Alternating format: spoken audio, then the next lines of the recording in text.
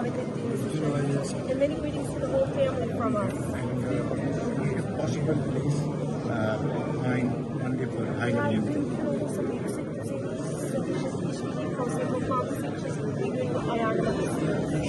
And I brought mangoes. That's right, yes, that's right. And I brought some mangoes. It's in the bread. Tamam, çocuklar mango geldi. Eve yollamışlar. Thank you.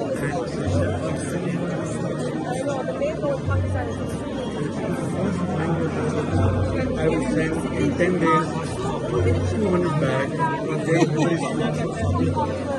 Çok teşekkür ederim. Sağ olun. Half for you and half for my brother. Oh, thank you. My wife will bring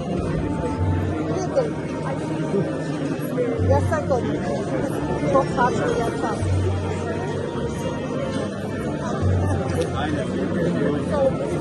This time it's not very sweet.